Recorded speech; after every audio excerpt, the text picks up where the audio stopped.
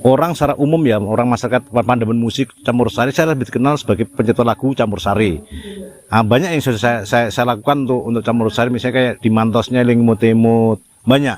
Terus saya yang pertama kali kelompok pemusik Jawa itu tahun 86-87 gitu yang masuk ke Suriname pertama kelompok saya dalam album Sok Sok Peng Indonesia Hebat itu.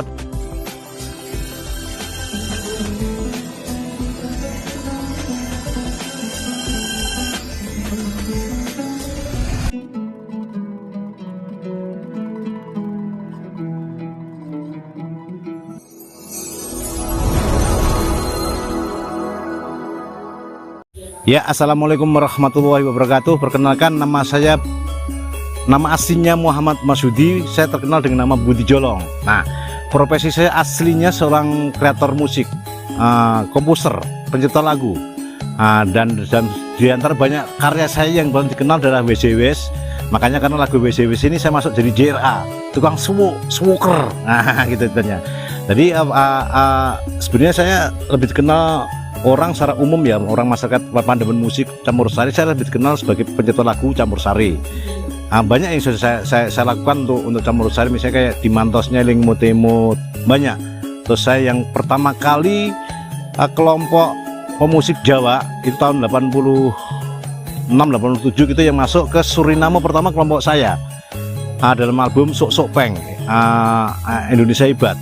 Itu ada saya, Cak Mus Mulyadi, Isarianto, Titik Sandora, Betty Karoso, ada 10 waktu itu. Itu pertama kali album Indonesia masuk ke Suriname via jalurnya Mas Fat. Nah, Mas Fat itu sebuah semacam IO gitu, pemilik IO terbesar di sana dan keturunan Jawa. Makanya kita bisa dasar ke sana. Setelah itu adik saya di bawah generasi saya ada namanya Kempot, terus selanjutnya ya muncul di Suriname, dikenal artis kita banyak dikenal di Suriname. Terus mendekati kesininya karena saya udah merasa tua, makanya saya akhirnya saya masuk ke JRA ini. Saya lah pencetus genre nasid. Itu yang peluncuran genre nasid pertama di dunia itu dimulai dari Wafik Kajijah, yaitu ketepatan yang saya tulis sendiri. Lagu tersebut judulnya Yatim Piatu, Sholawat Naria, Mun Ampun, Wahdana. Terus berikutnya saya bikin yang Sulis, yang Yatoiba, itu produksinya yang handle saya. Jadi saya di dunia aslinya saya itu kalau teman-teman bilang saya multi talent karena semua jenis genre saya bikin, dari pop, dangdut, tapi di antara karya-karya saya di antara itu jazz semua itu yang lebih dikenal Jawa dan religius. Saya di teman-teman dari Malaysia sendiri memanggil saya adalah Bapak Nasid karena saya adalah penemu nasid, genre nasid itu saya. Nah, terus kenapa saya masuk ke JRA? Nah, ini ada fenomena unik di JRA sendiri. Setelah saya ngeliatin videonya Gus Ama, yaitu mujiznya JRA, saya perhatikan ada manfaat kita masuk di JRA. Pertama, kita selain itu kita dakwah ya, dakwah langsung praktek ke lapangan. Keduanya dari manfaat yang berikutnya kita mengamalkan Al-Quran itu sendiri, bahwa Al-Quran sebagai sifa, Al-Quran adalah obat. Selain itu kita sering mendawamkan, dengan mendawamkan doang kita mendapat ganjaran bahasa orang Jawa ya, ada pahala. Terus di sisi lain kalau kita bisa terjun ke masyarakat langsung, kita bisa membantu mengurai kasus masyarakat tentang penyakit psikologis ya, penyakit psikis, dan itu kita bisa membantu mengurai. Dan ketepatan saya lebih mantap masuk JRA karena apa? JRA ini sendiri adalah bagian dari lembaga dakwah Nahdlatul Ulama. Jadi JRA adalah bagian Banom semacam gitu ya, lembaga Banom itu embrionya dari LD PBNU, kurang lebih begitu. Nah, nanti kalau untuk obrolan yang mengenai spiritual yang ada di ini, monggo tanya sama guru besar kita Gus Sama. Dan saya Gus. Hormat. Ya, Bun.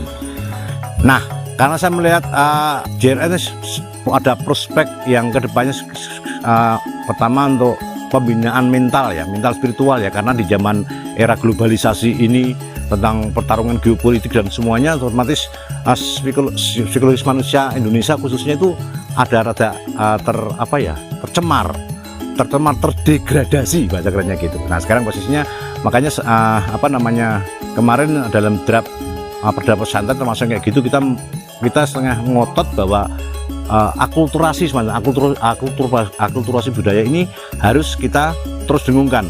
Semua budaya yang masuk ke kita harus melalui akulturasi. Nah, jadi wong Islam ya aja di Arab, wong Jawa jadi Jawa nih gitu loh. Kurang lebih kita lah bahasanya.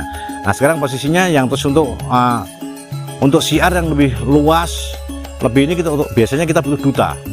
Nah, sementara teman-teman saya yang di orang bilang artis ya, artis rekaman ya, untuk audio itu posisinya kalau bisa bergabung ikut mengasih edukasi ke masyarakat bahwa Al-Quran adalah syifa, ya, Al-Quran adalah obat dari segala obat, psikis dan non medis dan psikis, non medis dan non medis. Nah, bahwa Al-Quran itu adalah obat medis dan non medis. Nah, posisinya kalau kita bisa, teman-teman kita bisa artis khususnya ya, konteksnya ya, jadi duta, ikut bergabung, ikut membantu edukasi masyarakat bahwa kita kembali ke Al-Quran. Kita kembali basic kita, karena kita orang agamis, basic kita kembali ke Al-Quran. Kita mendawangkan Al-Quran, kita menyiarkan Al-Quran, dan kita dapat manfaat ganda. Pertama pahala, keduanya kita kalau syukur-syukur bisa menyembuhkan orang. Yang menyembuhkan orang tetap Allah, khususnya pelantarannya JRA, wasilahnya JRA dan Al-Quran gitu loh. Posisinya kalau syukur-syukur teman-teman mau bergabung ke kami, otomatis JRA sendiri dan Al-Quran sendiri akan sangat makin membumi dan membudaya. Konteksnya kita keren, kita benar Nusantara yang benar-benar religius, agamis. Oke, kenapa saya terus terjun bebas masuk ke JRA dan saya makin mencintai JRA? Ada kasus yang unik. Tadi barusan saya ceritakan sama Pak BWDY, Pak Nurali. Suatu ketika saya itu kan niatnya kan ikhlas ini, ikhlas dikasih amalan Gusama, saya wiridkan, saya dawamkan tiap habis sholat. Pertama tiap kayak hijab sakron kayak gitu saya baca pagi, dan itu saya tambah berapa amalan yang itu untuk melawan jin, katakanlah semacam gitu lah bahasa awamnya lah ya. Sekarang posisinya setelah saya mengawalkan itu, saya pernah ada fenomena lucu. Saya pernah punya tadi saya ceritakan sama ketua PWDY, barang yang hilang berupa powerbank itu dalam 2 minggu bisa balik lagi.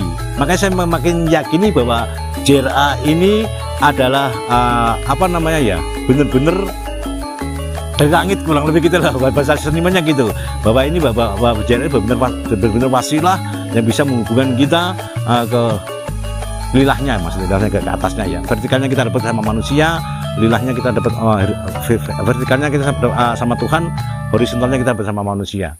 Makanya saya kepinginnya JRA ini makin remboko, makin membumi, bisa membantu meringankan beban psikologis masyarakat Indonesia. Karena untuk sekarang masyarakat kita setelah kena pandemi, setelah gonjang-ganjing politik, semua kan terdegradasi mentalnya dengan ritual setiap bulan lapanan. Kalau nggak salah yang di JRA Nyiaging Serang ya, saya dari Nyiaging Serang, Kulon Progo. Sekarang teman-teman ya, sekarang tiap lapanan kan ada ritual rukyah massal. Itu ternyata tanggapan masyarakat juga sangat positif. Maksudnya ini harus kita kembangkan terus, dan syukur-syukur kita maunya tahun 2024 sampai 2000 sekian tuh masyarakat Indonesia semua bebas penyakit mental. Kita kembali ke Al-Quran dan hadis, ke Al-Quran yang pertama ya, via JRA itu tadi.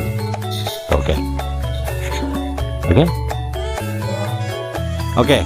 Akhirul kalam, wassalamualaikum warahmatullahi wabarakatuh. Salam JRA.